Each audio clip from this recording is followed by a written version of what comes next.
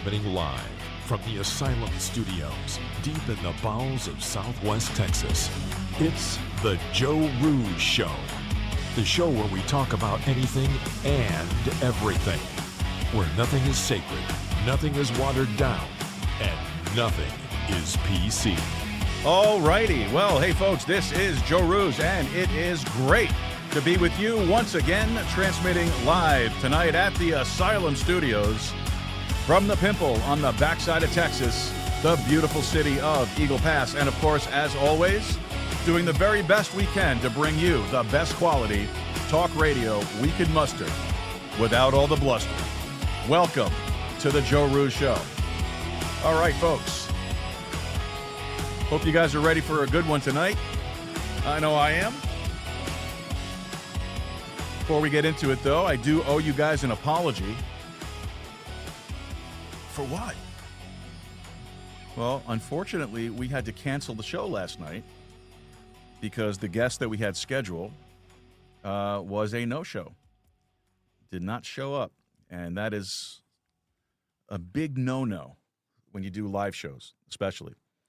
Remember, this is a live show. We don't record anything. This is all, just on the move. And when you don't have a guest show up, it really does kind of, suck. Just to say, to find the easiest way to say it. It does. We put a lot of work into doing promotion with the social media stuff, with the graphics, putting together the show prep, the notes, all that stuff. And for someone not to show up and not even have the courtesy to send you a message, I think that's pretty trashy. So to Joseph Bolton, who was supposed to be our guest last night, don't know what happened, bud. Hope you're all right. Hope you have a good reason for kind of ditching us. So, but I wish you the best, and wish you all the success in everything that you're doing with your projects. All right, now with that piece of bitterness out of the way, got that off my chest. Oh, I was aggravated yesterday. I was texting a buddy of mine after the show, and I was like, I just can't, man. I sometimes I'm going to throw this thing out the window when that stuff happens. But he said, yeah, just call him out. So I did. All right, I called you out. We're good. All right. And I was really excited yesterday, too, because, I was waiting for this. I've been waiting to get this thing organized and set up here. You see this little thing here in the back of the microphone? You see that? That was designed by our producer, Anonymous Angela. All right. And for the longest time, I was using the draft version of it, which is this. All right. So you can tell it's just a little bit different. There's more color to the other ones. They're both equally nice. But I was waiting for this to come. It took a month for this to get here because the Postal Service lost it. But I got here yesterday. I was all excited. I wanted to show everybody, hey, look, see what it used to be. Now it's this, that. But we got it, and we're happy. Okay. All right. Give me a few minutes just to kind of, just air the grievances here. I know it's not Festivus right now, but, we're airing our grievances. All right. I'm taking up too much time on this. I did have a rant that I was going to do about last night, but I'm not going to. I'll wait. And then I had something else that I wanted to rant about too, but I'm not going to do it. It's just I'm gonna be the bigger person on this one and just leave it alone. Although I will say this, no, I'm not. I won't. I'll leave it alone. I'll leave it alone. Christian people. I'm a Christian. I'm a born again Christian, but Christian people are the most, or can be the most obnoxious people in the world. Just want you to know that. All right? And this is coming from a Christian. All right? Just saying. Just saying. Those who are in the know what I'm talking about. Those who don't, you'll figure it out. All right? All right. All right. Well, don't forget, folks, this is a live show. If I didn't already piss you off and scare you away and you turned it off, this is a live show, weeknight, 7 p.m. Central Time, 8 p.m. Eastern Time. You can find us live on Rumble at rumble.com/Joe Rooz, or you can find us on, which I don't know why you're still on YouTube, but you can find us on YouTube at youtube.com/@Joe Rooz. So I have to make it difficult, right? That's why I don't even push YouTube. So if you want to really have a great time, come on over to Rumble, rumble.com. It's free. Sign up. It's beautiful here. The weather is always 72 degrees. The water's always nice and warm. Beautiful white billowy clouds and a blue sky. It's a beautiful place. Come on over to Rumble. Ditch YouTube. Come on over to Rumble. All right? All righty. And don't forget to like, subscribe, and share the show with all your friends, your family, and your followers. That way you help us spread the show around. It helps with the algorithm, which we really do appreciate all the new followers we've been getting up on Rumble. Thank you so much. And for the ones that are still subscribing on YouTube, again, I don't know why, but thank you anyway. I appreciate it. And so we got a lot of ground to cover, so let's get into it. All right, folks, the show tonight is, of course, brought to you by Podhome. Podhome.fm. That's our host audio platform. Make sure you go over there and check them out. Podhome.fm. Podhome is the most modern, easy-to-use podcast hosting platform you're going to find. You can use it to publish your episodes, enhance your audio, automatically generate chapters, titles, transcripts, show notes, and more. You can use their generative AI to help generate all of your notes and all of your titles and all of that great stuff. You can do episode art, cover art, and if you really want to do it, you can do chapter art. We have 32 chapters on average in our shows, and I don't have time to sit there and generate individual pieces of art for a 30-second segment. So, but you can do that if that's what you want to do. So check them out, podhome.fm. And you also podcast live. That's right. Your podcast gets streamed out live across the modern podcast apps. And if you are podcasting and have a website, it'll go across your website. You have an HTML player, you can download a media player that you could use on your website and stream your audio from your website. That's what we do. And it is awesome. It's great. And if you're just getting started in podcasting, maybe you don't have a website yet, Podhome will give you one. Podhome gives you one.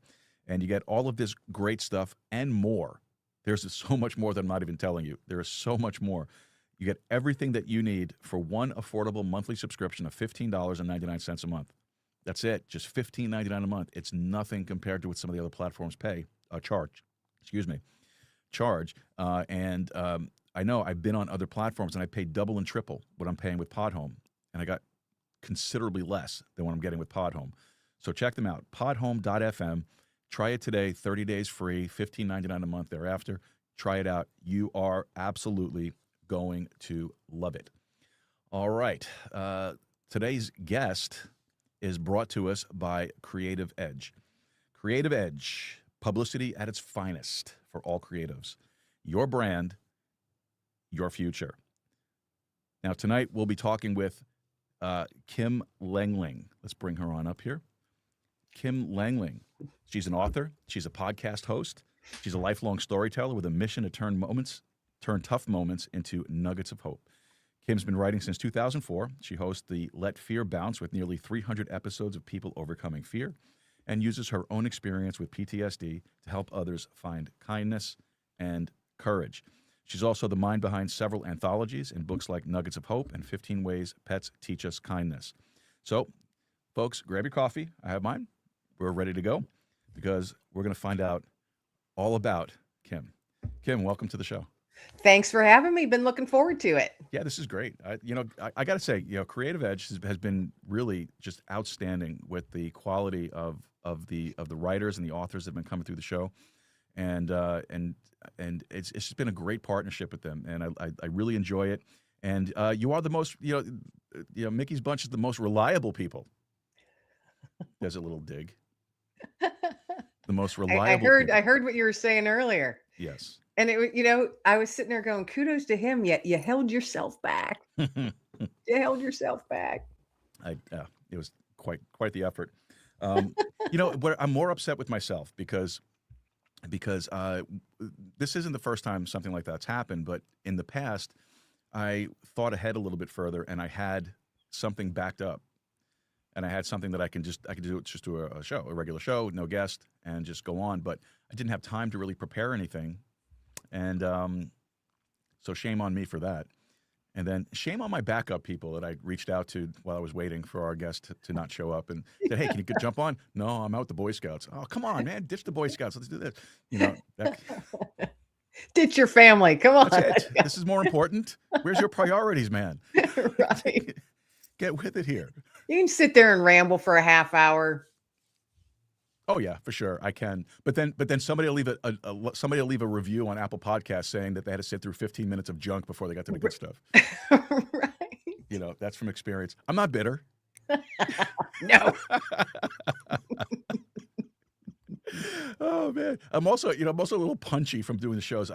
We've been doing shows every single day That's a since lot. That's a since lot. since last Thursday.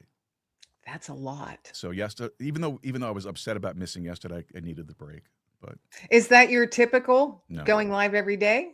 no, we do 4 live shows during the week, and then I do a live show on a Sunday. That's a lot. Oh yeah, but it's fun. It's so Oh, fun. yeah. Yeah. It really is. I have not went live with mine. I've had so many people saying, "Why don't you go live, even if it's just once a month?" It's fun. It's Go a live. lot different. I don't know why it makes me nervous.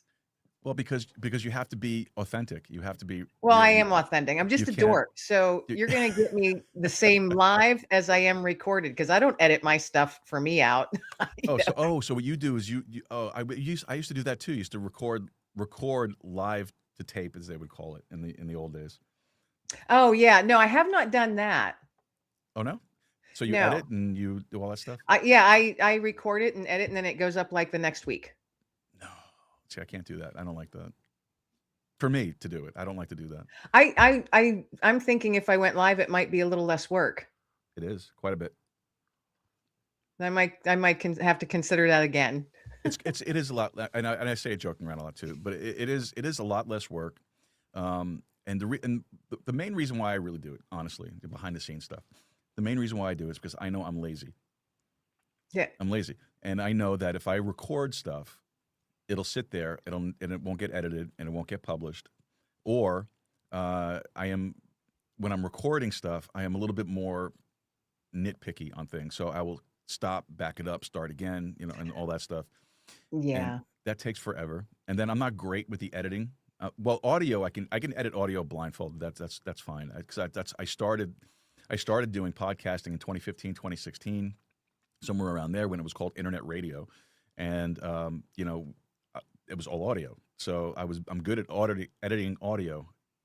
Yeah, I'm good at editing audio, but the video stuff, I just don't have the skill really to do it. And Yeah.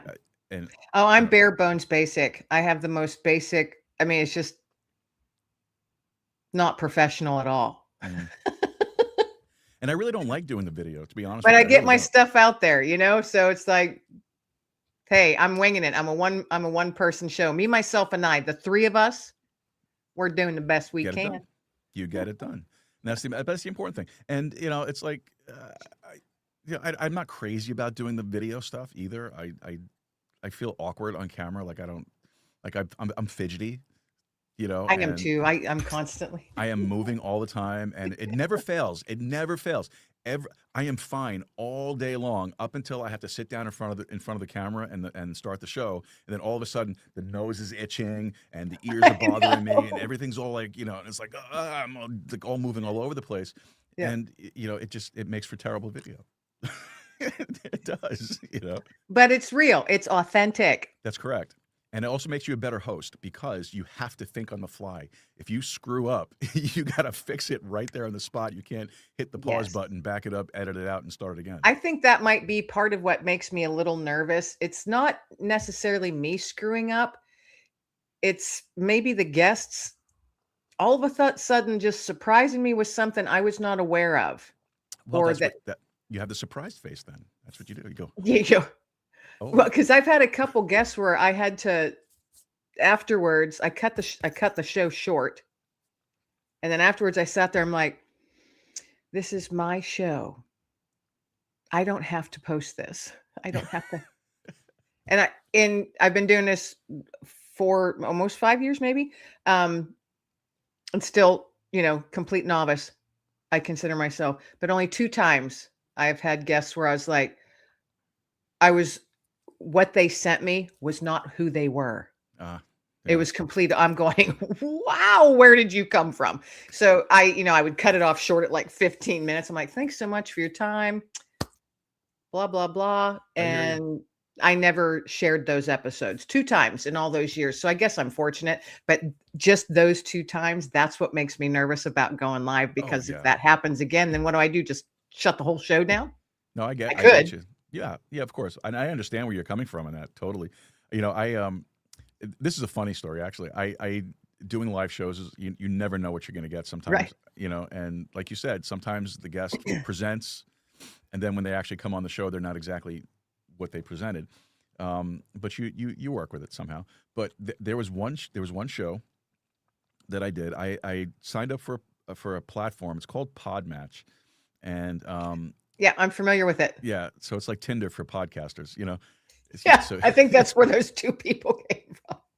okay, yeah, perfect. Well, this was one of them, but this turned out good though. It was funny, but it was good. So I came across this guy. His name is Bob Lament, and I told him this story many times already.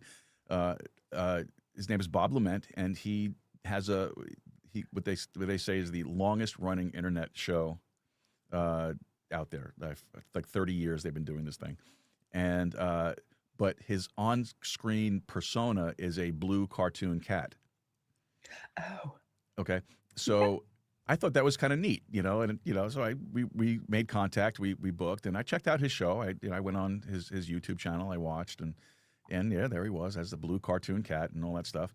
Well, I didn't think that he was going to come on somebody else's show as the blue cartoon cat. I thought he'd be himself. And when he came on the show the first time, again, I'm expecting a human, and a friend of mine was watching the show live, and he texted me. He goes, "If you could have seen your face when the camera turned on and the blue cat was there," he goes, "it was priceless." And I was like, well, I wasn't expecting him to come on as the cat. I thought he was going to be coming on as a person. But great guy, though. We had a great conversation. It was awkward well, at did you first. ever get to see his real face? No. No. So and- that's his thing. That's his shtick. Yeah. At this point, I'm afraid. There has to be It's a reason probably a why 14-year-old boy. he might be. No, well, not Right. well. If he's been doing it for 30 years, he must be Oh, Benjamin yeah. Button or something. He's regressing. But who knows? It's a blue cat. Is that blue cat honest? Who knows? That's a good question. That's something we're gonna have to ask That's Mr. funny. Cat when he comes back. But no, he was a great guy, great guest. We had a great conversation. He came back on a few months later. We had another great conversation. It was a lot of fun, and he's wild. He's a wild guy. We have a lot more in common than most people think. I do want to know though, like if he had to pick a cartoon character for me, what would it be? I thought I asked him that, but I don't think he ever answered. I have to go back into the show and check it. Well, and that's see. a good question to just ask yourself. What, not because Yeah. now I'm thinking, what kind of cartoon character would I want to be? I A think yellow I'd want to be hippo. a dog of some sort. I'd be a yellow hippo. A yellow hippo? Yeah, I don't know. This just popped into my mind. Why not? Sure. Why be normal, as the doctor says? Indeed. Why be normal? That's you go. right. Well, then maybe I would be a giraffe. Be what An you want. orange giraffe. What do they say? Be your true self. Isn't that the news thing today? Is it? I don't know. Yeah. I'm of Be a your- certain age where I don't listen to that crap. Oh yes, I agree. But unfortunately, it's so prevalent and gets shoved down your throat everywhere you go. But at any rate, so question for you: if you were to sit down and have a 2-hour coffee with anyone, who would it be and why? My grandmother, who passed away about 23 years ago. Mm. I'd want to sit down for 2 hours and get as much family history and her personal history as I could, because hers was a generation that didn't share much. And there's an awful lot of things that I learned after she passed that I just would have loved to been able Yes. to ask her and I like that. learn a little bit more. So that, yeah, it would be my grandma. I like that. I do. I really like that. I lost my mom, my dad, my grandmother, all within within a year and a half of each Oh other. my goodness. That And- is crazy hard. Oh yeah, it's very difficult. But so I agree with you that I would love to sit down. My dad especially, because as my dad was getting older, my dad started to open up to me more about like the family stuff, background and things Yeah. like that, and stories that he never told anybody about, that he started opening up to me about it, passing on the torch of these stories. Yeah. And it was it was interesting to hear them, and I miss it. I miss him, and I miss his humor. I miss his wisdom. Yes. You know, That's the thing that I missed, because I used to call my grandma every Sunday. She lived in Florida. She was a snowbird. And then she reached a certain age. They weren't driving back up here anymore in the summer, so they just stayed down there. So I would call every Sunday, and she's the one who got me into thrifting and antiquing. oh, nice. And so I would go to like big flea markets and stuff and come home and call her on Sunday and say, I picked this. And they only did a phone. They never even had an answering machine. Didn't believe in any of that. And so I'd call and I'd be describing what I found. And even now, my daughter is now even in her 30s. And if we go to a flea market together, she'll be like, wow, we really need Graham here Nice. Yeah. to tell us. And so that's always, and I miss that, just picking up the phone when you actually had landlines, picking up the phone on a Sunday, and I still think of that I'll be like, oh, I need to call Graham. And this has been over 20 years. Yeah. And it's like, oh man, it would be, lovely to be able to pick up the phone and talk to her. But then I remind myself one day I will see her again. Yes. So I think about my dad like that too. It's my so my dad's gone now. He died in 2020, December 2020. So I miss and I lived in. I'm from New York originally. I'm not from Texas. So oh, okay. so I moved here to Texas about 10 years ago.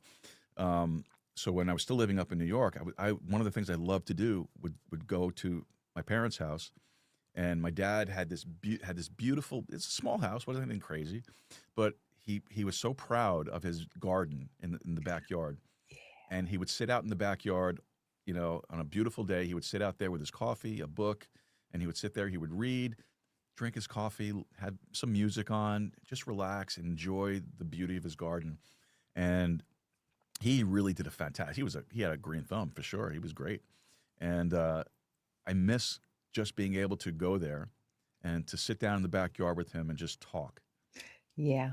And have those kind of conversations. I mean, we would rib each other. My dad was a big Yankees fan. I'm not.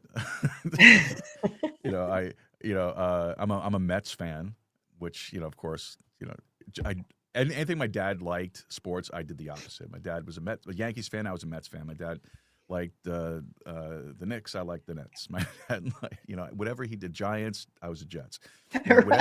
Whatever he liked, I did the opposite. And it was more really just to kind of dig him a little bit. Right. But he took it in good stride. One Father's Day, I've told this story many times. It's one of my favorites. One Father's Day, though, I wanted to really do him something special, so I bought him an authentic MLB jersey. I had his name stitched across the back and had a big number 1. I bought him a fitted hat and all that stuff.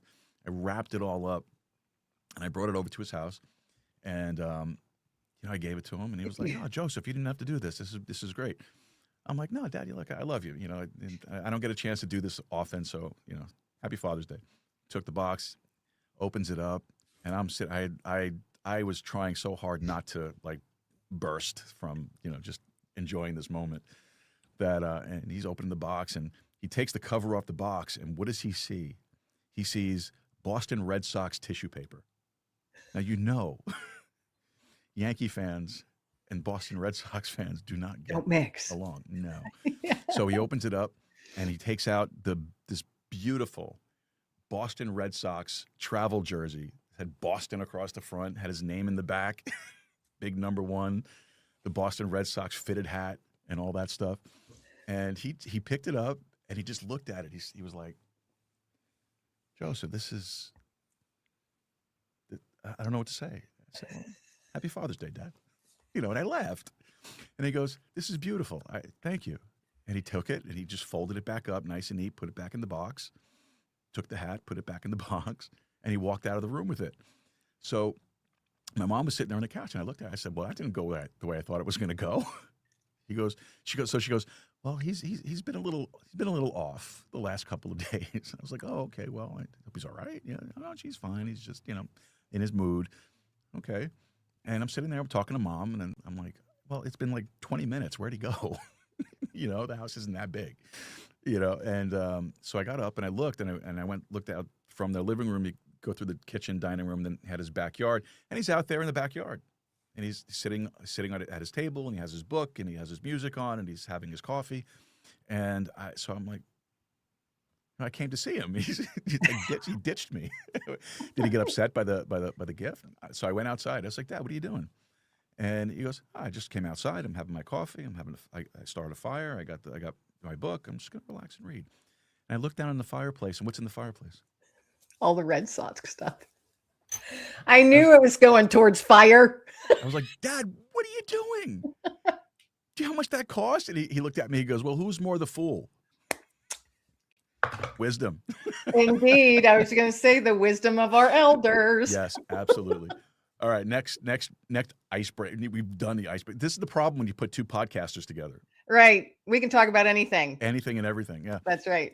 So, second icebreaking question. If you could put one sentence on a billboard that everyone's going to see, what would it say? One sentence on a billboard. Everybody stumbles on this one. No, I'm deciding between two. Okay. So heads, your success rate for getting through the tough stuff is 100%. Never forget it. I'd want that on a billboard. That's pretty good. That's pretty good, actually. Yeah, that's Too many people out there feeling less than. Yeah, I agree. I absolutely agree with you. Yeah. So all right. So what's the real story about why what got you into writing?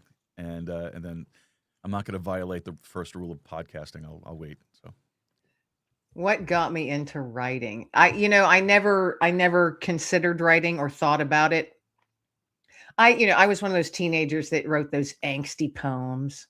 I think every teenage girl wrote angsty poems back in the day, but that was never anything that I was like, oh, wow, I really enjoy. I think I want to be a writer. I was asked to give a speech at a large veteran event. I'm a veteran. thank you for your service. You're welcome. We have a large event every year called the Ride for Freedom. Okay. And it's kind of like Rolling Thunder used to be in DC. Mm-hmm. Only on a much smaller scale in our area. But we had this year, we had the moving wall, veterans of Vietnam War moving wall here. And there's like 800 veterans. And to me, that's a large crowd. 800 veterans, TV cameras, newspapers, radio. And I was asked to give my veteran post said, hey, you've got this great story about your step grandfather being the last surviving World War I veteran. Oh, wow. From our area. And he had passed like 8 years prior to that, but he was the last World War I, and he was the last man of the Last Man's Club. And it's an amazing story. Don't have time to tell it to you tonight, but hey, if you ever want to hear it, I'll tell it to you. But it's an amazing story. And so I spent weeks writing it and sharing it with, I had to go on a work trip. So it was myself and two other guys had to go on a work trip together.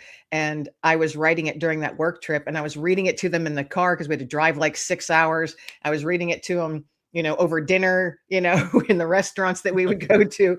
And so back and forth, and they were giving me all kinds of tips. And then the day came and there I am in front of the 800 people, veterans, sharing this story. I was really nervous, like the first 60 seconds. Okay. I kind of like, I was shaking, but then I fell into the story because it's an amazing piece of history that was from my area, and from an amazingly courageous man. And so I just, I fell into the story, and when it's done, I just kind of, looked around and it was total silence. And I'm thinking, it's too quiet with all these people. Oh my gosh, I sucked. And then one person and then another, and then the place just erupted. And then I looked and realized all the people that were in front of me were crying. And I'm like, oh my gosh. And I kind of, you get goosebumps and I'm like kind of sick to my stomach, and I was just like, thank you. And then just walked quickly away, and the local newspaper approached me someplace in the crowd because I was looking for my stepfather because it was his father that the story was about. Okay. And I was looking for him to say, was that okay? And he was just bawling. Oh, wow. And he just passed away 2 weeks ago. Oh, I'm sorry. But so I was looking for him. And then the newspaper approached me and said, hey, would you consider writing a monthly article for the newspaper. Not going to pay you or anything, volunteer, but would you like to do that about veterans, sharing stories and I was like, oh, I'm not a writer, but hey, thanks. I appreciate it. That's awesome. And I was going to walk away and he's like, excuse me, who wrote your speech? And I said, well, I wrote it. And he goes, well, then you're a writer. And it was that moment that I thought, maybe. Interesting. Maybe, someone saw something in me that I had never seen. And so I wrote that monthly column for 14 years. Oh, wow. And met amazing veterans because it turned out, at first it started about sharing a little bit of local stories, local lore, and then VA type stuff. But then I was like, this is boring. So I wanted to talk to the actual veterans. I wanted to share their stories if they were willing. And so I was approaching World War II veterans because they were quickly fading. Yeah. And their histories, each one is a different book, each, a piece of history.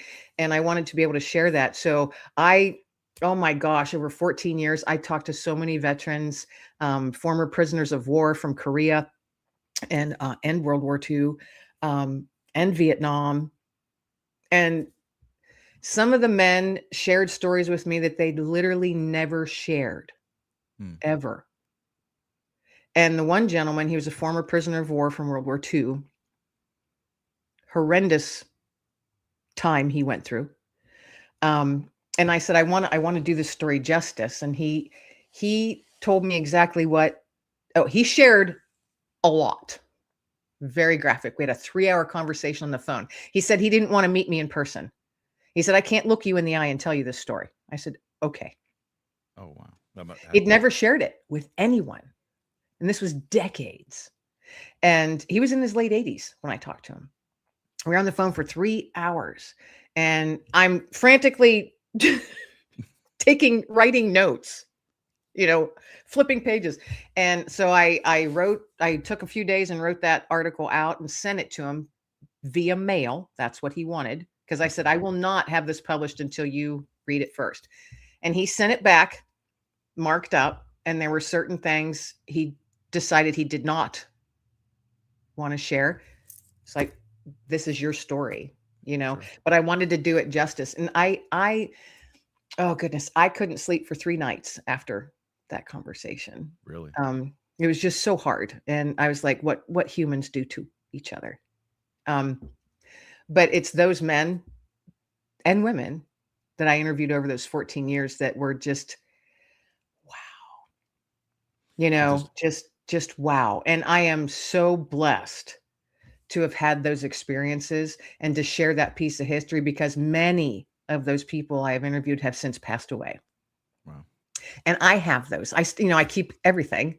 So I was just going through those the other day, a few of them, and I came across that gentleman, the World War II POW, came across his and reread it. And I was like, wow, I really sucked as a writer then,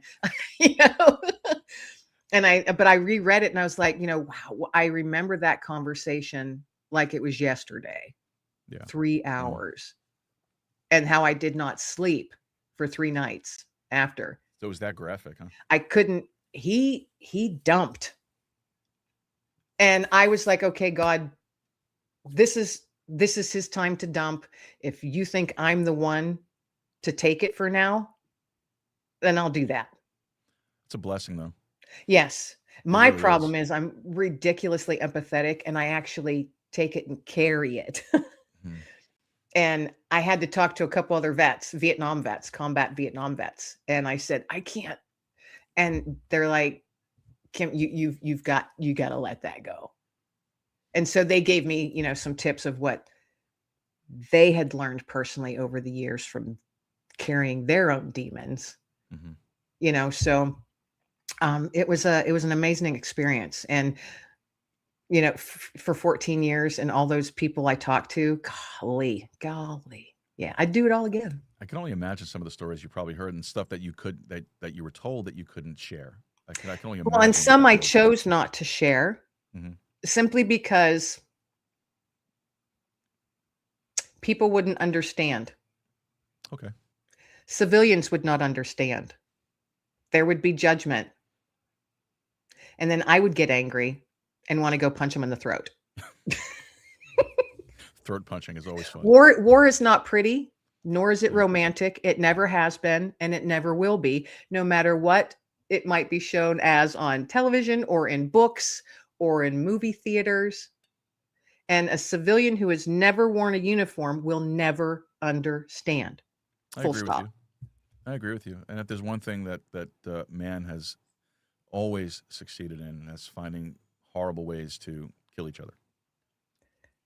Yeah, and why? And that's since time began. Why? Yeah.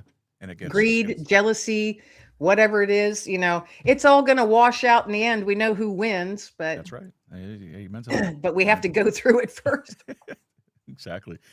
So, but okay. So that's the writing. But what got you into podcasting? Pandemic, and I was bored. I had actually the pandemic hit, and I lost my job, along with millions and millions of other people. And I was sitting there thinking, I told myself, okay, I saw it coming, just because I was sales and marketing manager. Okay. So I was on the road every day, visiting other companies. Well, when the world shuts down, there's no place to go. So I saw that coming, and they weren't open to doing remote work. And a lot of the companies at that time weren't, and unless you were large and had the money to convert, right, to all of that. But so I saw it coming, and it was not, I wasn't bitter or anything like that. I saw it coming. There was other things involved as well. And so that following day, I was like, okay, Kim, this is a situation you've not found yourself in. Unemployed, you're on your own, unemployed, it's you and the dog. Holy crap, what are we going to do? I had not been in that. So I thought, okay, give yourself 24 hours to be angry. Because why not? Be angry at the world, scream, yell, swear. So I did. And I did it so well. I did that so well for 24 hours. And then the next day I woke up and I was literally sitting on the edge of my bed. I'm like, all right, time to pull up the big girl panties and suck it up, buttercup. What are we going to do? So I asked myself, what are you good at? What are you passionate about? And where's your heart? Where's your heart leading you towards? Okay. What do you want to do? What are you good at? And what are you passionate about? And I'm thinking, all right, well, I'm passionate about animals, veterans. I really like writing now. How can I do that? How can I share other people's stories? And you can't meet with people anymore because, of course, the world was closed. And then I was like, wait, I heard something about this podcasting thing. I literally knew nothing about podcasting. I had a really old laptop. I had no external camera or mic or anything. And I got on and Googled, and 2 hours later recorded my first episode that absolutely sucked. Of course, I didn't know what I was doing, but I was like, well, I'm doing it. So I reached out to a few people that I knew and said, hey, you want to do this? You want to be my guest? Because I always did it with a guest. I've never been just a solo person sitting here chit-chatting. And that's how it started. Pandemic, world closed down. And I was like, I can't sit here and do nothing. Sure. I'm not one who sits still and does nothing. So I started the podcast. That's when I really actually started writing a lot more. I'd been writing for years, but then I was like, why don't I write my own books? There you go. So that's how that all kind of the last 5-6 years now. I just stayed home and did this. I was like, I'm going to create something. And I'm going to work my butt off to make it happen. And very bumpy road. It's like, holy crap, can I pay the mortgage? But I had a feeling that that's what I was supposed to be doing, no matter how hard it got. Yeah. And I took on clients, I had to pay the bills. Sure. So, I did social media and writing for other people. Like their newsletters and blogs and things like that. So did that and a few other little side gigs, and just kept going. Well, That's the great thing with podcasting is wherever you go, you can keep doing it. As long as you have the willingness to do it.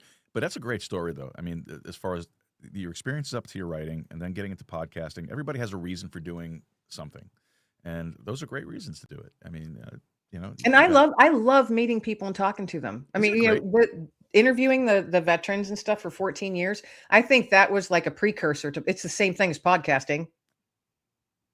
Yeah, you're sitting down and having a chat. Yeah. And that's how my shows run, kind of like yours. Mine's very casual. Grab your cup of coffee and sit back and let's just, shoot the shit. Yeah, shoot the shit and walk away thinking feeling like you made a new friend. That's exactly what we try to do. Yeah. But I was looking at your website, by the way, and I saw something very interesting on your website. You talk to animals. Absolutely. So what's the funniest or the most real moment you've had in that? My dog Digger, prior to the dog I have now, my dog Digger was ridiculously smart. And for years, probably his last 6 or 8 years that he was with me, he was 14 years old when I had to say goodbye to him. So the last 6 or 7 years, probably, I would look at him. I'm like, you are so much more than a dog and you're judging me right now. And so I started having these feeling like what he's saying to me, because his eyes were so very human looking. And I don't know if you've ever met an animal or a dog that has that look. Yes. When you're finished, I'm going to tell you a story. Because the dog I have now sometimes has that, but most time I'm just like, you're just a dog, and I love you. But Digger, very ridiculously intelligent. And of course, he was the best dog ever, like every dog is. Every dog is the best dog ever.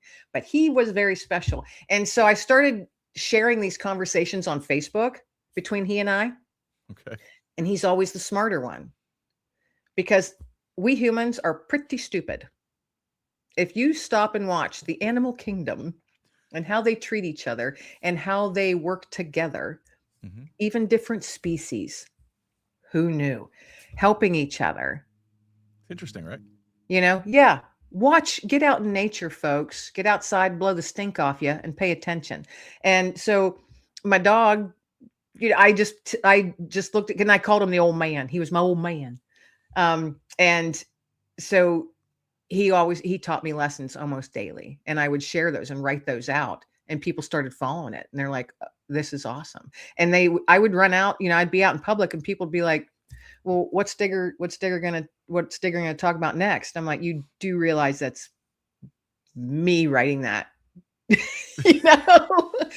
But they asked, and then when they followed, and I shared these conversations, even as he started getting really tired, not feeling well, and letting me know, Mom, maybe it's time for you to let me go. So we shared all of that. All these conversations, really hard ones towards the end. And everybody was right there with me. And so since then, it's like, I talk to the birds. I talk to the possum that I see out there every night. I even talk to the skunks, and just say, would you please stay the heck out of my yard, because my dog's going to come after you. And I'm tired of cleaning, having my house smell like skunk every spring. I talk to the deer that come in, I feed all the critters. So I prefer animals and dogs most often over people. That's my story. Comments. I'm holding my comments. Okay. Okay. So I can say something. Okay. Absolutely. All right. So I agree with you on the dogs. I love dogs. I have the two most amazing little Frenchies. Oh, Frenchies. You'll ever have. Yeah. I have my little girl. Brought her home, and she was about yay big. And so, even though her name is Winnie Jean, that's her full name, but I've always called her Bean because she was so small, and she knows both names. She is. You never just have one name for your dog. You call them all kinds of stuff. Oh yes, you do sometimes. Yes. But she's amazing, and she is such a good girl. She is so attentive. She takes care of me like she's a human being. She really, just last night, for example, we were sitting on the couch and we were watching a movie, and because my guest canceled and never showed up. So, I had nothing else to do. So I sat and watched a movie because my guest was a no-show. Not bitter at all. I So was just gonna say, not bitter. no, I'm really not. I don't care. So we're laying on the couch, we're watching TV, and like I said, I have two. I have my girl Bean, and I have my boy Charlie. Now, like I said, Bean's full name is Winnie Jean. Charlie's named after serial killers. So Great. yeah, so Charlie's full name is Charles Dexter. So Charles My Manson. dog's name is Dexter, Oh, is it? Yeah. but Oh, I that's didn't nice. know that it was a serial killer until after Well- I named him that, and people told me. Yeah, Dexter Morgan. Yeah, Yeah, from I the, didn't the, know. the TV show. Yeah, well, I did that intentionally. So Charles Manson and Dexter Morgan.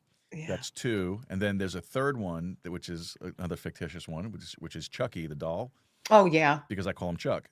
So, they all have multiple names. So, I And see, bought I just call my dog Monkey Butt. His name's Dexter. I'll be like, get over here, fuzzy butt. Get over here, monkey butt. That sounds familiar. I've heard that before somewhere, but both of those actually. Let's not degrade the conversation. So I bought them these natural beef rawhide chews because they love them. They're vet. Whenever I have a vet that comes to the house and treats them in the house, and whenever she comes, she gives them these rawhide treats, and they went crazy about them. They're all over the place, and so I said, well, I'm going to buy them for them because I love them so much, and so I get them. So they fight, of course. They each get one. I try to give them equal sizes, but of course they both fight over which one they want. So last night, Charlie's laying on the ottoman, and he's chewing away on his thing, and Bean, she didn't want any part of that. Instead, she very, very gently climbed up onto my chest. As I'm laying there, she climbed up on my chest. She literally laid down with her head on my shoulder, her paw on my cheek. She knew you were ticked off. And very, very gently just licked the tip of my nose, and she just laid there, looked at me with those beautiful eyes. They're so expressive. And I know people who, other people who don't have those types of relationships with their dogs don't understand this. Yep. Only people like you and I understand these things. She laid there, and she was my little mama last night. She laid there. She took care of me. She knew I was upset. She just wanted to be affectionate. And she is so. When we go to sleep at night, she sleeps under the blankets on my back. All right. So I sleep on my side like this. All right. So I have Charlie lays here, and it's always his butt here. Of course it is. And I'm going to tell you right now, Frenchie farts. I was going to say Frenchie farts in the face are the worst ever, especially when it's 3 o'clock in the morning, and all of a sudden you take a breath and you're like, "Whoa." Yeah. Yeah. But awesome. But that was her last night. She was so affectionate. She was so cuddly, and the personality on these two are unbelievable. They bicker, they fight like brother and sister. They fight over their toys, and at the same time, when I leave for work in the morning, the two of them climb into the smallest bed. I have dog beds all over the place. Yeah. I have one here in the studio. I have one out in the living room. I have one in the bedroom. I have one in the corner in the living room by the couch. And they will pick the smallest one. And the two of them, when I'm leaving for work in the morning, they're both laying there just staring at me. Yeah. And I'm like, I don't They wanna make go to you work. feel guilty. I don't want to go to work. And it's the best feeling in the world when you come home and they're so excited. Yeah. And Charlie literally does backflips. Like he gets so excited that he tries to jump, and he has little stumpy legs, so he jumps and he flips over and he rolls like a potato. Exactly. That's funny you said that, because I call him my potato, and Bean is my little roast beef. Because there you go. Beanie's a little thick, because That's when you just say healthy. And they no healthy. Thick. No, she thick. She thick. She so and I spoil them. I feed them. They get everything that I eat. I cook for them every night. They get a home cooked meal every night. I'll eat a bowl of cornflakes, and they'll get a steak, and or they'll get chicken, or they get pork chops, whatever it is. Yeah. They get it, and I'll eat cornflakes. Yeah. You know, I but understand. that the best thing ever. And they actually, between the two of them, when I was going through everything that I went through with losing my family, my parents, going through a divorce, I fell back into drinking, like very, very bad. It was the two of them Hmm. that were with me through the whole thing and carried me through it. You know, I That's what I say about my dog Digger for those 14 years, that because I went through a divorce. My grandmother had passed away. There was life just seemed to happen. Wham, wham, wham. yeah, And you understand what I'm saying. yeah, And it brings you to your knees sometimes. yeah, And my dog Digger at that time was, and with PTSD, that it was like just triggering everything. yeah, Nightmares, flashbacks, anxiety, hyperventilating, just stopped in my tracks in the middle of Walmart. Can't move, start hyperventilating. Have to abandon my cart and run to my car. yeah, Things like that. And he was my rock because he could find he wasn't trained to be a service dog or anything like that. He was just innately that way. hmm And it's just amazing that Dexter, the dog I have now, all the dogs I have been rescues. okay, And the dog I have now, he does the same, but he's not near as affectionate as Digger was. Digger would always, they're big dogs. I have big dogs, okay. and Digger would always come and nudge me. And a lot of times I'd be like, "What, buddy? What? Come on!" And then I'd realize, "Oh, I'm clenching my jaw. My Uh, face hurts." He knew before I knew yeah, that it was creeping up, and yeah, he'd be nudging me. He was so good at refocusing me. You know, um, dogs are animals. Period, are amazing. I agree. They're And just amazing. Charlie does something very interesting too, and I've mentioned on the show many times, so my audience is probably tired of hearing it. But Charlie has an internal, either he has an internal clock or he actually understands tone and timing. I think Be- they do. Because Yes. and this is the example. Right now, they're in the other room, and I have the TV on in there, and I have the show on the TV for them. Okay, and Hi, Charlie and Bean. they're probably Hi, sweeties. so. The interesting thing is, Charlie knows. I don't know if it's something I say or if it's just something internal in him, but he knows when I'm wrapping up the show Oh, yeah. because he and if I and it's always around the same time. So like we're gonna go past the hour tonight. We're probably gonna hit probably an hour and a half. By an hour and a half, he's gonna be at the door, snuffling at the bottom of the door, letting me know, all right, you're done. Right. I want to Wrap eat. it up, Dad. Right, I want to eat because I feed them after the show. Only because I don't have time to cook before the show. Because by the time I get home from work, get the studio set up, get everything together, it's So guaranteed, like I hear him in the hallway right now. I hear him walking back and forth, but he's not snuffling yet. So He's thinking about it. yeah, yeah, and so I find that amazing. It's like it's incredible. He's my shadow, and wherever I go, he's right there, right at my feet. When I cook, he's actually sitting in between my legs Yes. at the stove My watching. dog does that too, only he's, 100 pounds. Well, Charlie feels like 100. His head's 100 pounds. Charlie's body itself is probably about 30, but Charlie's head is big. for a Frenchie, he's got a big head. His head probably weighs 60 pounds. And if you stay connected after I wrap up the show, you'll see them because they come charging in here like bulls in a china shop. Well, because you've ignored them. Yes, exactly. I've been at work all day, and now I'm sitting on a Yeah. on a talk They're show. like, what the heck? What the heck, Exactly. human? And then we fight. Yeah. And then we get on the couch and we play fight and we do all, and I act like an idiot. Sometimes Of I'll lay on course the you have to. It's a requirement. I'll lay on the floor, I'll roll around with them like a moron. And I actually I have video from my Ring camera. I have a Ring camera in the living room so I can watch them when I'm at work. And I actually have a video that I saved from my Ring camera. We had doggy date night one night. I made a beautiful dinner for them. It was a Saturday night. I made a beautiful dinner for them. and we had some music on. We were like, I love jazz, and I love the old standards, Sinatra and all that stuff. I'm Italian from New York. What do you expect? So I'm listening to all that stuff, and I pick up Bean, and I'm dancing with her around the living room, and I got all this stuff on the Ring camera. Everybody's thinks I'm nuts, but hey, look, you know what? I love my kids. That's right. They're family. They brought me They're through family. the darkest time of my life.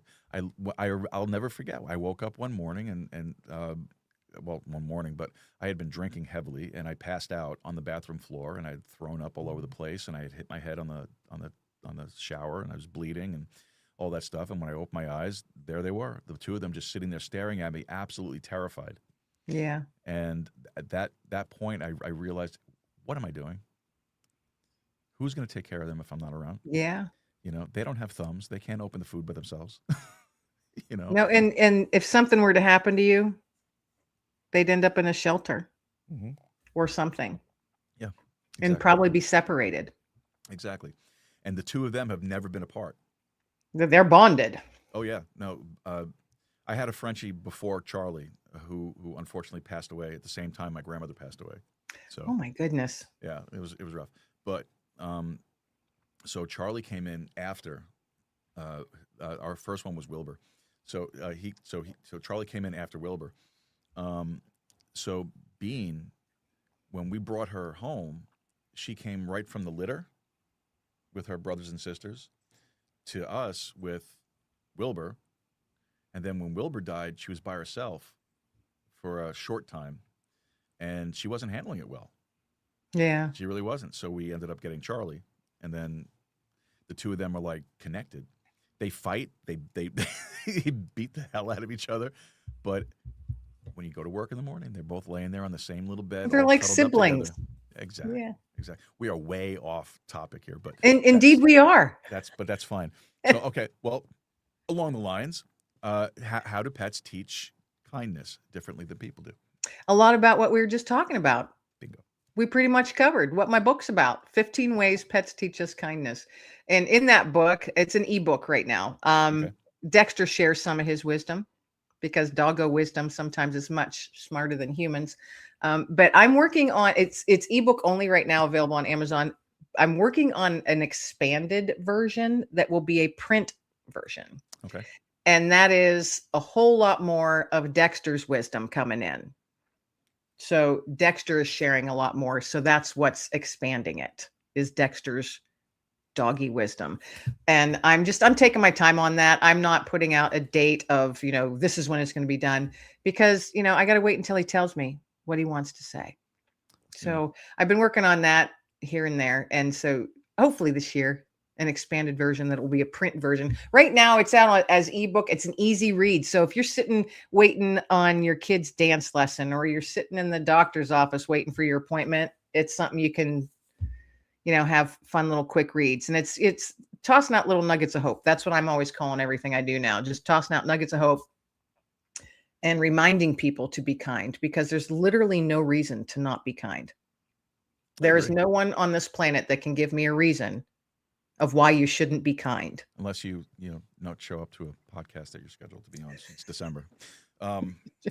Now you don't know what may have been going on. No, I know. I try and say that too. And I'm like, Kim, remind yourself, you don't know what's going on in their life. Mm-hmm. And then the devil's sitting on this shoulder's going, yeah, but. Like didn't you just hear him? He said, yeah, okay, but still not showing up to the show. And I have to, and I literally just did that. I have to do that. It's like, no, come on, you got to leave. You got to go today. Sometimes I like the company though. Sometimes it's like, free spot, want to sit? Exactly. Sometimes you want to entertain that moment of bitterness. Yeah, no, I understand. I do. And I sit there. The thing, if our dogs could actually speak English, I'd be terrified. The stuff, because I picture the dog I have now, I picture him like a 12-year-old boy voice. Like that's his mentality. He would share everything, because I talk to myself a lot. Or I talk to him. I'll be like, can you believe the bleep, bleep, bleep? if they could talk, oh, Yes, I used to joke around about Wilbur, that for some reason, every time I would look at Wilbur, I saw Wilbur walking around on his hind legs, wearing a smoking jacket with a pipe, you know. Exactly. Like just it's always how I picture, and the voice he would have wouldn't necessarily, he's a French bulldog, but he wouldn't necessarily have a French accent. I think he would have kind of like a New Orleans kind of accent. For some, I don't know. I But hear the accents too. That's why I said 12-year-old boy. see, this is why we're insane to most people. Probably. When you ask, you're like, so you talk to animals? I'm like, well, duh, yeah. And you do, but that's the thing. Like, people will probably hear us say that, and they'll think that you're actually no, but they do communicate with you. They do let you know what's going. You can tell by their I'm facial expressions. kind of known as the crazy bird lady. My family, No. because I have bird feeders all over. I live in the country. I have bird feeders everywhere, and I just love the animals, so I feed everything. So I know what types of birds are out there. I know what they sound like, and so if we're having a picnic out on my back deck or something, my mom will be like, "What's that bird?" And I'll just say what it is. What's that bird? So it's kind of the joke that I'm the bird lady. And I said, they tell me when the bird feeders are empty. And my daughter's like, yeah, right, Mom. You can tell by the tone of You the think you're chirps. Mrs. Doolittle? And I said, no, but they tell me. They literally, the black cat chickadees will literally follow me throughout the yard. Right. And I'm like, just a minute. And so my daughter never believed me. We were sitting on the deck one day, and I had said earlier, I got to get the birds fed. I didn't get them. I didn't fill the feeders this morning. And my daughter, jokingly, yeah, they're probably going to come and yell at you. And so we're sitting on the deck, and she's on the glider, and I'm sitting in just a chair, and I start smiling. She's like, what? There's 2 black-capped chickadees that landed on the railing behind her. And they're like, right. And she goes, are you kidding me? And I went, no, I told you. And I go, so we're going to feed them. So we fed the birds and sat back down. And she goes, they're going to come back, Mom. They probably just come and hang out. And I'm like, okay, just watch. And they didn't, because they were all at the feeders. And they're like, about time, woman, There you go. You got to listen. You got to pay attention. That's right. But the truth of it is, though, they do communicate with you. They have facial expressions. Like, my dogs have facial. I can tell when I look at them what they're thinking sometimes. Yeah. Like, Have you ever saved an animal from something? Like no, a bird or a squirrel or a chipmunk or anything? No, I haven't. But I've heard stories about how they bond with you from that, and I've seen things. Of course, on social media, they have those posts. I mean, I have living where I live. I mean, I have birds that they slam into the window in the summertime because the reflection, so it looks like it's still, and they knock themselves silly. And there are times I'll go out and like, oh my gosh, did it break its neck? And I literally have cried over birds that have killed themselves. And I'll be holding it crying. But I've also picked them up and I just hold them, and whisper to them until because their eyes are like, you're like, oh, Yeah, you of gave course. yourself a massive concussion. And I've held them until they've gotten strong enough that they could fly away. I mean, I've done that. Or the last 3 years, my chimney, the flue is broken, so it doesn't close. So I have these they're not chimney sweeps. What are they called? Chimney swallows, something. Can't remember the name of them. But they build these mud nests. Oh, yes. I've seen those. Yeah. And so at nighttime in the spring, that's all I hear coming down through my chimney is like, and I'm like, oh no, they're building another nest. And when the babies are fledging, sometimes they fall down into my chimney or to my fireplace. Oh. And so my dog is like, Dexter's at the fireplace. Hey, what's that? He's like, "Arr." And I'm like, buddy, it's tiny, because he has a very high prey drive. He kills anything smaller than him. So I try and open up the thing and grab the bird without the dog chomping on it. So I'll get it and I'll hold it and I take it outside and I'm like, you're welcome. Mhm. Now go back up where you go, because they can kind of fly, but not great, Right. So I'm like, now this one night, 2 times in a half hour, I'm pretty sure it was the same one that fell. And I'm like, all right, this is enough. The next night, 2 times. I'm like, learn to fly. But I would take it out and let it go, and it would fly back up there all wonky, and then a half hour later, I'd hear, and I'm like, oh my gosh, you did it again. And it's That's always at funny. like 11:30 p.m., midnight. Always.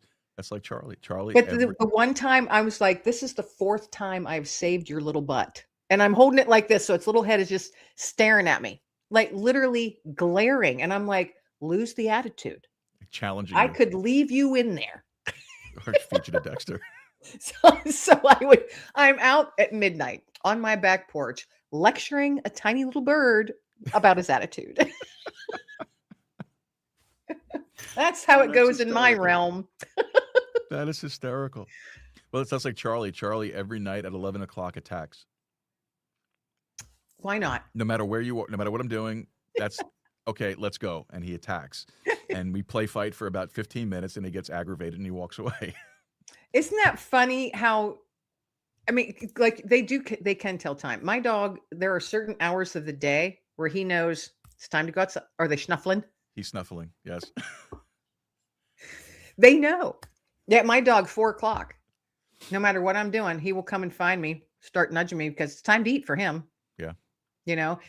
And I always say he's my office manager because I'm sitting in this office every day, whatever, writing or recording or whatever it is I'm doing. And he will come about every 2 hours, start nudging me. And that's why I call him my office manager. He tells me when I need a break, when I need to go Nice. outside, and when I need a treat. Nice. Yeah, they do the same thing to me. If They're I'm awesome. They are when awesome. I'm working on the computer at the table or something, and I'm doing show stuff, Charlie's always at my feet and just stares at me. And Charlie's very vocal. He's a vocal Frenchie, so he grumbles and grunts and growls and growls and groans and all that stuff. Beanie is extremely quiet, hardly ever makes a sound, unless there's something out in front of the house, and then all of a sudden she thinks she's the big watchdog. Yeah.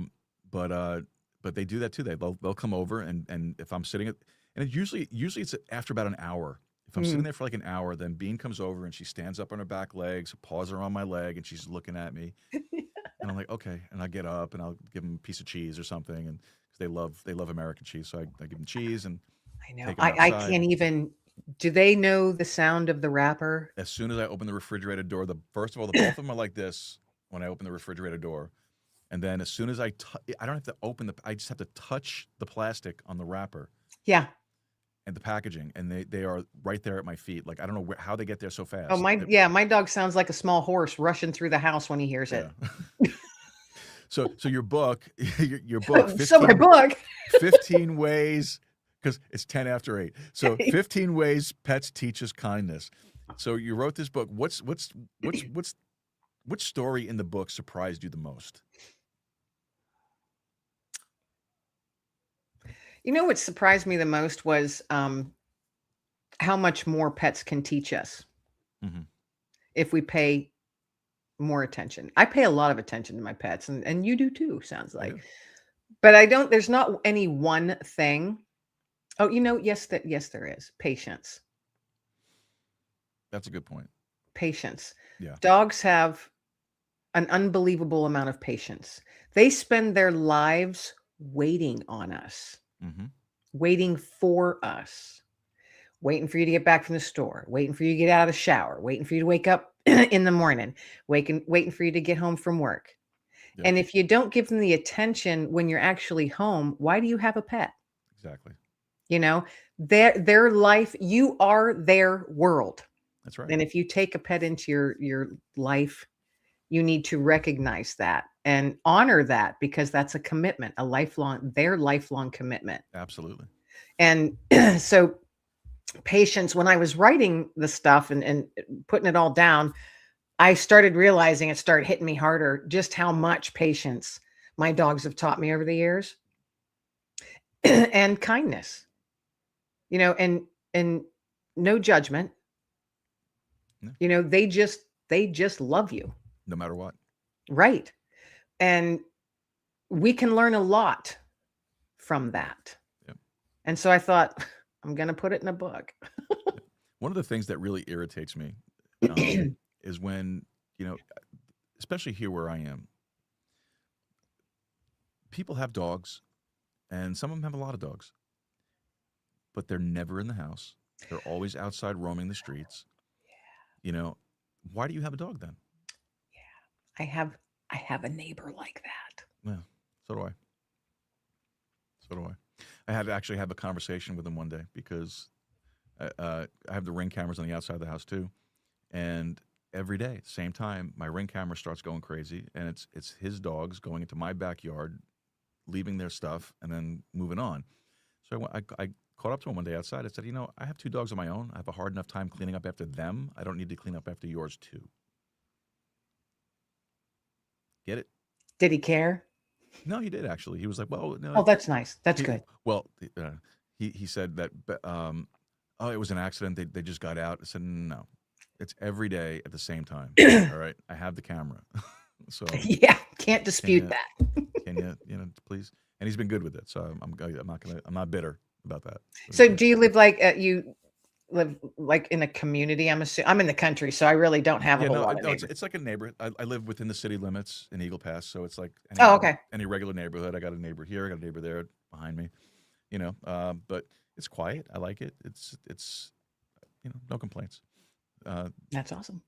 Yeah, and I have another neighbor who every time they go shopping, they bring me fruit. Well, that's lovely. Don't know why, but they do, and I appreciate it though. They just say thank you. Of course, absolutely. Yeah. But they're good people. They really are. Like, I'm really happy where I am right here and what I'm doing with this. So I was going to say something about the kids now, but you talk about PTSD, you talk about veterans. How does the book connect all of that together? I think the animal brings the connection in. Because like I had shared earlier with Digger, now my triggers and stuff like that, I've learned, I've built up my toolbox, put it that way, over the years. So it's not near what it used to be. Okay. Like what I experience. Now there are certain things that will just make me go, and then I'm like, all right, Kim, breathe, look around. You're safe. You're fine. Yeah.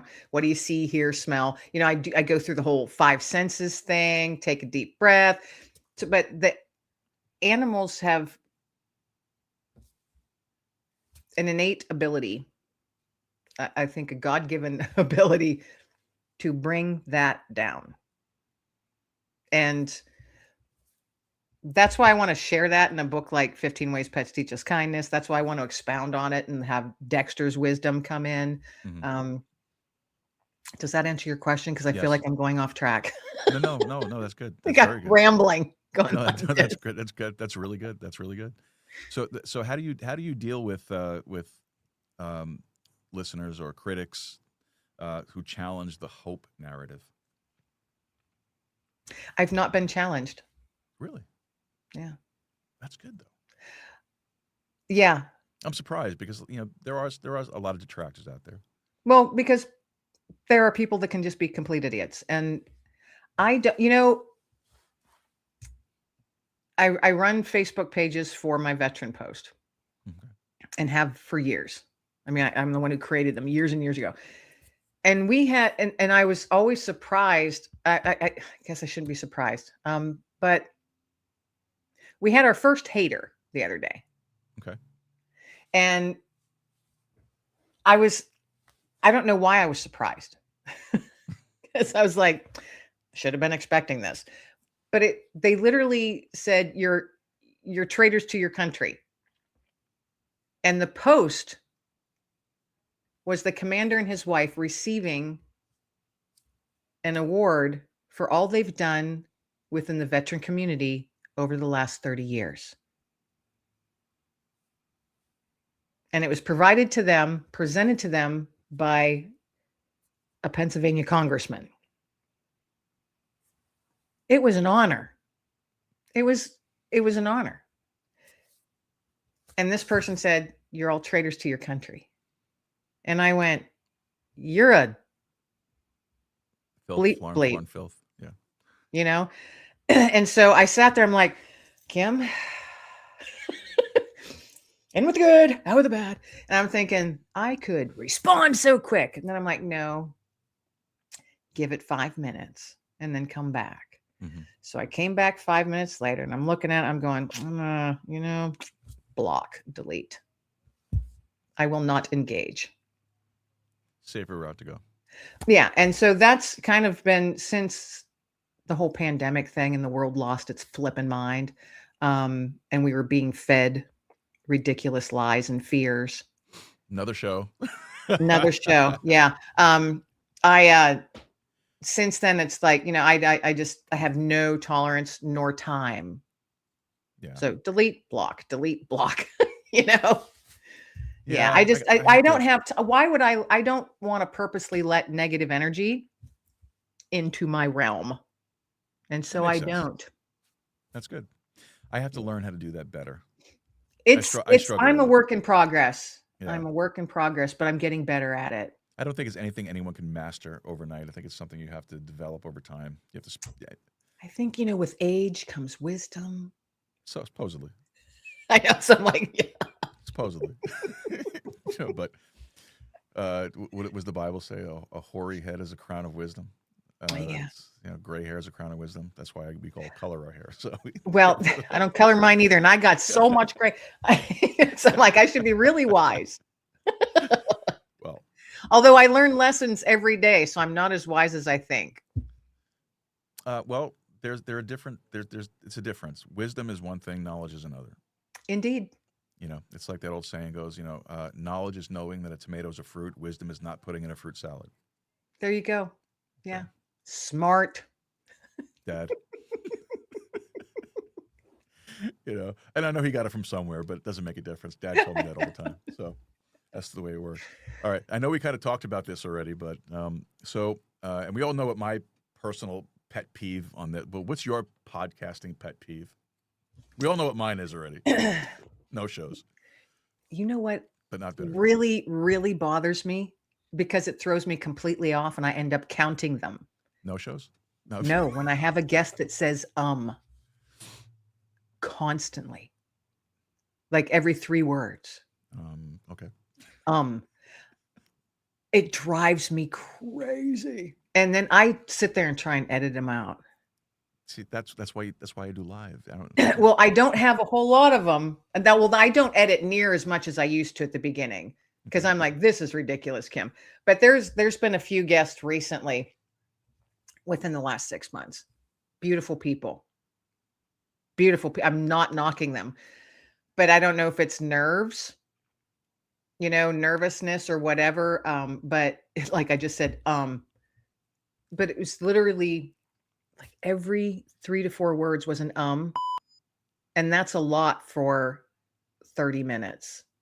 Every time you say I'm going. Yeah. Because I was going to say, what an annoying noise. And see, in the military, I did Morse code, and literally hearing those tones is like a trigger in my brain. Oh no! It literally, it's amazing. All these years later, I hear certain tones, or in a and that's like my whole body goes, oh, it's a strange sensation. Sorry to hear that. Thanks for triggering me. Well, it's what I do. I trigger. Hey, it's all part of the show. That's right. It's exactly. It's all acting. It's all a state. Let's trigger my guests. All right. Last couple of questions here. All right. So, if you could interview anyone, dead or alive, who would it be on Let Fear Bounce and why? If I can interview anybody, dead or alive, on your podcast, who would it be? I don't know. I would love to chat with Candace Owens. Really? Yeah. She's weird. No, I don't think she's weird. She's gotten weird. She makes you gotta pay attention. No, I understand that. I'm not saying that she's not, but she makes me nervous lately. Like I'm concerned about her. I think she's But think she's everything I've been watching her a lot lately just because I find her fascinating because and people are, you got the trolls and all the people bashing her. But if you're a semi-smart human being, you can catch a lot of what she's doing and saying. And then 2 months from now, Mhm. it'll become all very clear what she's saying now. And you'll be like, she holds stuff back. So yeah, does she make herself look a little loopy at times? Yes, I think she does it on purpose. I hope that's being done on purpose, that she's really not going, because I used to listen to her a lot, and she was spot on a lot of stuff, She's still spot on a lot you of know. stuff. Baron Coleman, have you watched any of his stuff? No, I haven't. He's relatively newer. He's like growing really quickly. What's the secret? Why can't we grow quickly? What's the secret? Because we're not talking about current events like that right now. I tried. I have found, if you and that's also part. You can't watch that stuff all the time because it's almost like doom scrolling. Yes. Your brain can only handle so much. That's why I'm like, let fear bounce, toss out nuggets of hope. And I'm going to keep doing that because people are like, well, if you do something that's more mainstream and in your face, I'm like, but I don't want to do that. Mm-hmm. I don't want to pull what's in the news right now because they're doing a pretty good job of pissing people off. I don't need to do that too. Yeah, no, I agree with you. I when I started this podcast, the goal of it was to do news, current events, commentary, that type of thing, and I did for a bit, and I found that it was wearing me out. Yeah, just having to read all these articles about all this stuff going on, and just having to follow all these stories and all the negativity and all the problems, all the debating and the arguing, and at some point it just drains you. Yeah, that's why I don't watch the news. That's why I stepped away from. I mean, I still watch it, but that's why I kind of stepped away from doing strictly politics on the show, and I opened it up to doing anything and everything. Yeah, I can't do politics because you will never agree, and yelling at someone isn't going to make someone agree. It's not. So I have no interest in debating anything, and my opinions are my own. Period. I don't need to try and make someone else understand my opinions or agree with me. Yeah, I agree. I'm an intelligent person, and I don't need someone screaming at me saying, you need to. No, I don't. Get out of my face. Yeah, you got to think for yourself. Exactly. I'm not a sheeple. Perfect. Yeah. Perfect. So but yeah, next? back to your question. There's probably a few authors that I would prefer to talk to. To actually chit chat with and say, wow, how did you come up with this? Or how did this begin? There are some authors I think that I would like to. I'd have to think about which ones, but there's probably 3 or 4 that I would love, and they're probably all passed away. Love to sit and talk with. More likely authors. Yeah. I'm trying to think of who I would want to sit down with. Who the woman who wrote all of the Beatrice Potter. Oh yeah, I know that. I know her name. I don't know her work, but I know her name. I think that would be an amazing conversation. Interesting. Yeah. I don't know why I think about Poe. I would like to sit down and talk to Poe. That would be a very interesting conversation. Yeah. Because if he was anything like he wrote, maybe you wouldn't be able to sleep for a few nights after you talk to him. Another one that would be incredibly interesting. Yes. Yeah. Another one that I would like to speak to is not a writer, but Nikola Tesla. Tesla. Oh. I would love to sit down and talk to him. Not even talk to him, just listen to him talk. Yeah. Dig into his background. It's interesting. Oh, it is. Yeah, there's so much stuff you can fall down in rabbit holes. There's so many rabbit holes to go down.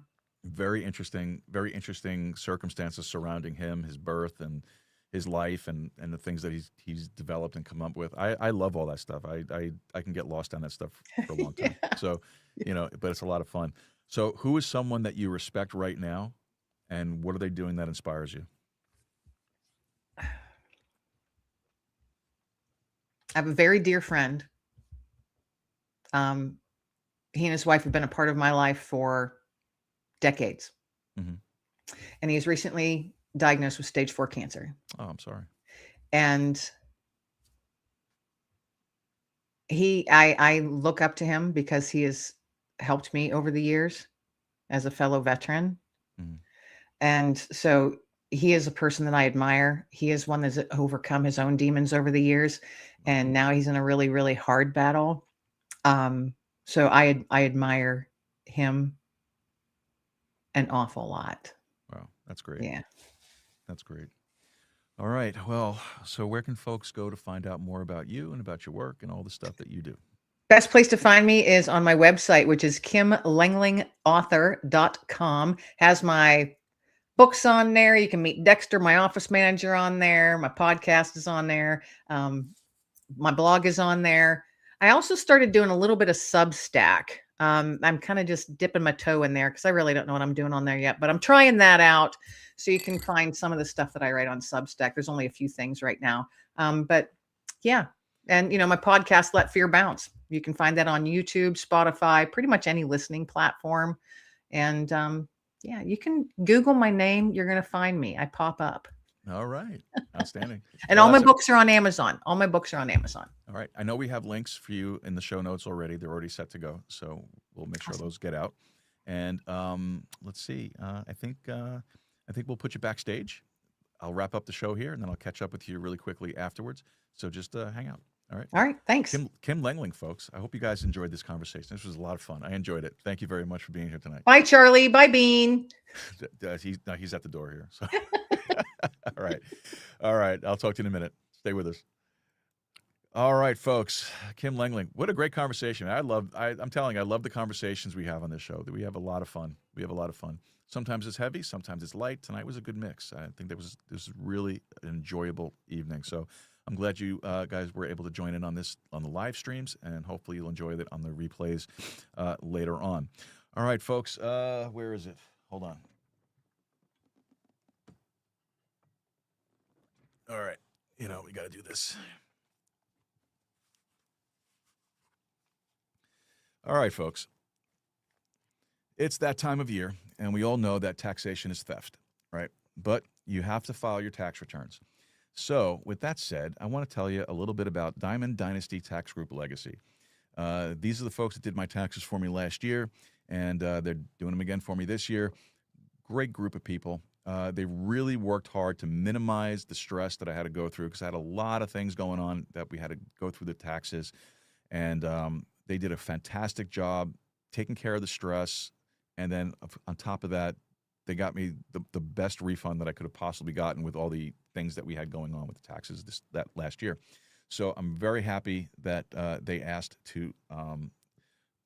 for us to sponsor. Well, I'm very glad they asked us if we would be interested in having them as a sponsor, which we did. And they're fantastic people. So check them out right here, local, Eagle Pass, Diamond Dynasty Tax Group Legacy, 830-867-7106. It's 830-867-7106. And remember, taxation is theft. No matter how you look at it, it's theft. Okay. Put that over there. All righty. Let's see what else we got here. All right. So our shout outs to our producing team, executive producers, Wayne Rankin, Rosanna Rankin, Carolina Jimenez, Marissa Lee, and of course, the inestimable Anonymous Angela. Thank you guys for all the stuff that you put that you put up with me. Really do appreciate it. Thank you for donating your time, your talent, your treasure. We greatly appreciate it. We could not do half of the stuff that we do without your support. So now if you'd like, of course, to become a producer of the show, or if you'd like to find out ways you can help support us, just visit our website, joerooz.com/support, joerooz.com/support, and check out all the different ways that you could help us out. You could do a one-time donation, a recurring donation, or you could sign up as one of our producers. You can donate crypto. There's every way you could possibly imagine to help us out is up there. Just check it out, joerooz.com/support, joerooz.com/support. All right, and don't forget, tomorrow we'll be back. The last show of this, I think it's a 12-day run. Tomorrow night, Bruce Wozniak will be joining us, an author, great storyteller. We're looking forward to having a conversation with him tomorrow night as well. And I think that should just about do it. So with all of that said, folks, thank you for being here with us tonight. Really appreciate you. Don't forget to head over to the website, joerooz.com. Leave us a comment, leave us a suggestion, let us know what you think. Questions, comments, cares, concerns, all that great stuff. All right, folks, make Texas independent again. Go podcasting. Keep a steady stride. And keep talking. We'll see you tomorrow night, folks. Have a great night.